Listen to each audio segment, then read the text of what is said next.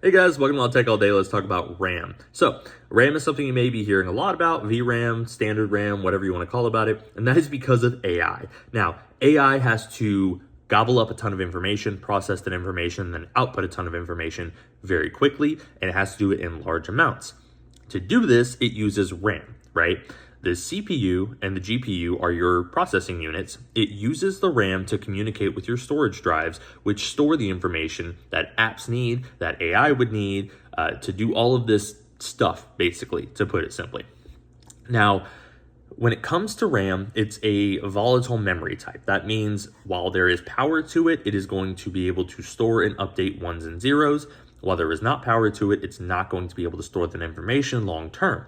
This is different from your SSDs, which are non-volatile, which they do store that information long term.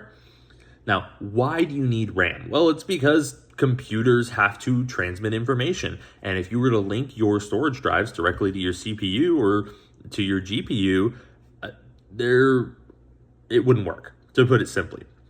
The more fine nuances are things that are a little bit above my understanding. I've tried to understand it, but honestly, there are things that I don't have time to grasp the concepts of.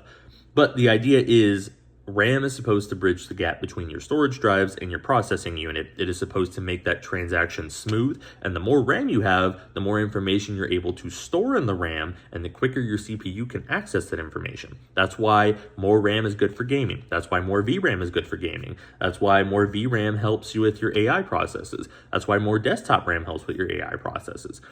At the end of the day, the more RAM, the better, but there is kind of a plateau point where once you hit a certain amount of RAM, depending on your workload, you're just kind of wasting money. So remember, just nowadays in 2025, 16 gigabytes of desktop RAM and 12 gigabytes of VRAM is pretty good for most things.